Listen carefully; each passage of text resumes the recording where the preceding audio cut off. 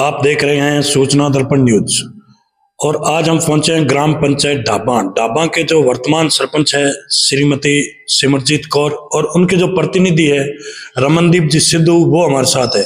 उनसे हम बातचीत करेंगे जैसे ग्राम पंचायत के मुद्दों के विकास की, जैसे धरातल पे जैसे रोडें हैं, पेयजल है, शिक्षा है, इन मुद्दों पे बात करेंगे और जानकारी लेंगे कि ग्राम पंचायत में ऐसे क्या मुद्दे थे जिनका सलूशन हुआ है और ऐसी क्या समस्या थी जिनका सामना करना पड़ा। और वैसे बात करें इस कार्यकाल की तो लगभग इनका जो कार्यकाल है वो कांग्रेस की सरकार में निकला है और वर्तमान में बात करें तो राजस्थान में भाजपा की सरकार है और लगभग इनका जो कार्यकाल है वो लगभग 2 साल का जो कार्यकाल है वो कोरोना के अंदर निकला है और कोरोना के अंदर इन्होंने बहुत ही बड़ी एक उपलब्धि रही इनकी कि लोगों को जीवन दान दिया है, बहुत ही बड़ा। उसके बारे में हम बातचीत करेंगे और जानकारी लेंगे। तो आइए मिलते हैं रमनदीप जी सिद्धू से। सरपंच साहब नमस्कार। नमस्कार सरपंच साहब, सबसे पहले तो आप अपना एक राजनीतिक परिचय बताइए कि राजनीति में कब से इंटरेस्टेड है?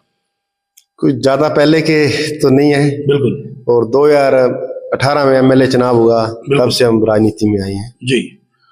तो सरपंच साहब, इस कार्यकाल में अभी आपको यहाँ की जनता ने अच्छे लीड से सरपंच बनाए और अच्छा आपका मान सम्मान किया है। तो बात करें कोरोना की, क्योंकि आपके कार्यकाल में लगते ही कोरोना स्टार्ट था, तो कोरोना के अंदर हमने और भी कई ग्राम पंचायतें और पूरे हनुमानगढ़ जिले की बात करें तो, क्योंकि आप एक बहुत ही अच्छी पहचान बना रखी है आपने, क्योंकि ग्राम पंचायत में आपने लोगों को बहुत ही बड़ा जीवन दान दिया है, उसके बारे में थोड़ा बताइए। जब चुनाव थे 2020 में जनवरी में, बिल्कुल, हमारे चुनाव लेट हो गए कोरोना के कारण। जी। और 2020 में चुनाव हुए सितंबर में और 21 में फिर कोरोना आ गया। बिल्कुल। कोरोना के टाइम सोशल मीडिया पर वीडियो देखते रहते थे और मेरा बड़ा भाई यूएसए में डॉक्टर है। बिल्कुल। और हमारी बात होती रहती, हमने देखा भी, वो कहते हम कुछ करना चाहते हैं। बिल्कुल। फिर उन्होंने यहाँ यूएसए से ऑक्सीजन कंसेंट्रेटर भेजे। बिल्कुल। और जितना हमने प्रयास कर सकते उतना प्रयास किया। बिल्कुल। जितना योगदान दे सकते उतना योगदान हमने किया है। बिल्कुल। नहीं सरपंच साहब, जैसे बात करें ऑक्सीजन कंस्ट्रक्टर की तो लगभग कितना मान लो इन्वेस्टमेंट कितना हुआ, खर्च कितना आया? लगभग 5-5.5 करोड़ का उसमें खर्चा है। बिल्कुल, बहुत ही अच्छी उपलब्धि है, क्योंकि हमने और जनप्रतिनिधि आज तक बहुत देखे हैं और बहुत ही करोड़पति देखे हैं जनप्रतिनिधि जो अच्छे सक्षम घराने से है, लेकिन आज दिन तक ऐसा भामाशाह नहीं देखा कि जो इतना कोरोना की जो महामारी के अंदर लोगों को जीवन दान दिया, ये बहुत ही बड़ी उपलब्धि है। और बात करें इस कार्यकाल की तो सरपंच साहब अपनी ग्राम पंचायत की बात करें डाबा की, तो आज आप भली भांति से जानते हैं कि शिक्षा ही जीवन है। शिक्षा के बिना आजकल जीवन में कुछ नहीं है। शिक्षा वो शेरनी का दूध है, जो पिएगा वही दाढ़ेगा। तो अपनी ग्राम पंचायत की बात करें तो आपके कार्यकाल के अंदर शिक्षा का स्तर कैसा अपनी ग्राम पंचायत? हमारे बहुत अच्छा रहा है। हमारे पीछे बेटी ने 10th में जिला टॉप किया, राजस्थान में 3रे नंबर पर रहे। बिल्कुल। और शिक्षा में बहुत अच्छा सुधार है। महात्मा गांधी स्कूल में पिछली बार 10th क्लास में बच्ची ने 98% रहे वहां भी। बिल्कुल बिल्कुल। तो सरपंच साहब, जैसे बात करें अपन ग्राम पंचायत डाबा की, और भी हम आपके जो जनप्रतिनिधि साथी हैं उनसे मिले हैं। अभी माननीय मुख्यमंत्री जी ने एक योजना चला रखी है, एक कि भी नशा मुक्ति अभियान चला रखा है, तो उसके अंदर बात करें अपने ग्राम पंचायत की डाबा की तो अपने यहाँ क्या इस तरह नशे की, क्योंकि आप देख रहे हैं हनुमानगढ़ गंगानगर ये एक सीमावर्ती इलाके हैं और जो बॉर्डर हरियाणा का भी लग रहा है और पंजाब का भी, तो नशे से कई घर बेघर होते जा रहे हैं। हमने और भी आपके आसपास की पंचायतों में देखा है, तो अपनी ग्राम पंचायत की क्या स्थिति है? देखो सर, हम ये तो नहीं कह सकते यहाँ नशा नहीं है। बिल्कुल। इतना बड़ा गांव होते दूसरे गांवों से कम परसेंटेज में नशा है यहाँ। बिल्कुल। नशा तो है, क्यों बॉर्डर के हरियाणा में 3-4 गांव लग गए, पंजाब का गांव बॉर्डर लग गया। बिल्कुल। स्टार्ट यहाँ से होता है। बिल्कुल। और दूसरे गांवों से देखकर बहुत कम है। उन पीछे हमारे एक मेडिकल में नशा बिकता था, पूरे गांव वासियों ने पूरा सहयोग किया और मेडिकल को ही बंद करवाया। बिल्कुल, बहुत ही अच्छा प्रयास कर रहे हैं जितना हो। पुलिस प्रशासन भी सहयोग कर रही है। बिल्कुल। सबसे बड़ी बात है, नशा खत्म करना है अकेली पुलिस या कोई जनप्रतिनिधि नहीं कर सकता। बिल्कुल। जिस घर में नशा है उसको आगे आना पड़ेगा। बिल्कुल। कि मेरा बेटा ये नशा करता है, मैं आपके साथ लगता हूँ। बिल्कुल। वहां से नशा हम खत्म कर सकते हैं। अकेले हम पुलिस को कह दें भी पुलिस कर दे या कोई जनप्रतिनिधि है वो कर दे, वो नशा खत्म नहीं कर सकते। पूरे गांव वासियों का सहयोग चाहिए।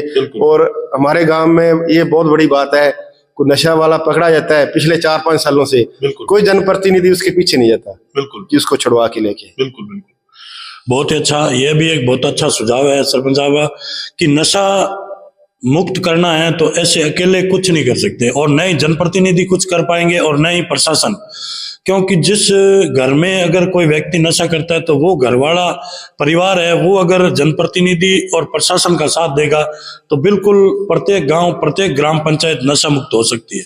यह भी एक बहुत बड़ा सुझाव है, बहुत ही अच्छा सुझाव है। तो जैसे सरपंच आप बात करें नरेगा की, नरेगा एक केंद्र सरकार की योजना है। नरेगा के अंदर अब की बार लोगों को रोजगार के ताक मिला है। ठीक है, ये अच्छी तरह चल रही है नरेगा। जैसे नरेगा में शेड वगैरह है, हमारे लगभग 5 सालों में 110-12 शेड बन चुके हैं। प्रधानमंत्री आवास भी 172 प्रधानमंत्री आवास आई थे, जिसमें हमारे लगभग 90-95 बन गए हैं। बिल्कुल बिल्कुल। तो सरपंच साहब जैसे नरेगा की बात करें, नरेगा के अंदर पक्के और कच्चे वर्ग का जो 60-40 का रेशा है, इसके अंदर जो आपके जो साथी हैं हम उनसे भी मिले हैं, उनके भी सुझाव है। तो जैसे इनके अंदर 60-40 का रेशा, जो पक्के वर्ग का जो माल मटेरियल का बजट है और FFC SFC की जो राज्य सरकार की किस्तें हैं वो समय पर नहीं आने के कारण ग्राम पंचायतों में जो विकास की गति है वो बिल्कुल ठप पड़ी। तो इस पे आपकी क्या राय है?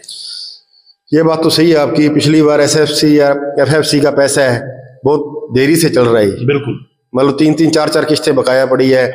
और नरेगा का जो पक्का काम का मटेरियल का पैसा आता है वो तो 2022 का कंप्लीट हुआ है। बिल्कुल बिल्कुल, 24 खत्म होने को आया है और 22 का कम, इसलिए नरेगा में जो पक्के काम है वो कम हो सके हैं। बिल्कुल। और जैसे बात करें अभी आपके जो सरपंच संघ के जो आला कमान है वो धरना प्रदर्शन आग, जैसे अभी बात करें हनुमानगढ़ जिले की, तो उसके अंदर एक पंचायत समिति संग्रिया है जो 8 महीने चुनाव लेट है इसके, तो वो अभी कार्यकाल बढ़ाने की बात कर रहे हैं और नरेगा और FFC SFC के जो बजट है उसकी मांग कर रहे हैं। तो उस पर आपकी क्या राय है?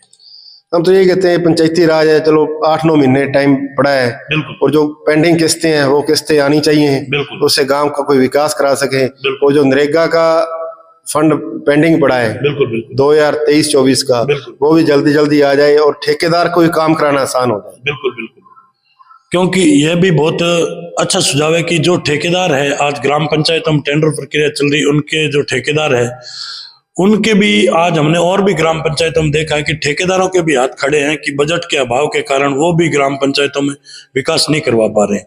यह एक बहुत ही बड़ी विडंबना की बात है कि आज ग्राम पंचायतों में जो जनप्रतिनिधि है उनका जो लगभग कार्यकाल है वो कोरोना में निकला है, उसके बाद चुनाव में निकल गया, और अभी अगर कार्यकाल में विकास करने का मौका मिला तो बजट का अभाव है। बहुत ही बड़ी विडंबना की बात है जैसे बात करें तो जैसे बात करें सरपंच साहब अपने ग्राम पंचायत की, तो इसके अंदर मेजर समस्या कोई आपके सरपंच बनने के बाद में, और ऐसी क्या समस्या आपके सामने है जिनका आपको सामना करना पड़ा है? सबसे बड़ी समस्या हमारे गांव के हड्डा रोड़ी है। बिल्कुल, और हड्डा रोड़ी गांव के नजदीक आने के कारण बहुत ज्यादा बदबू आती है। बिल्कुल, उसका कोई हल नहीं हो सका जी। सबसे बड़ी समस्या वो है।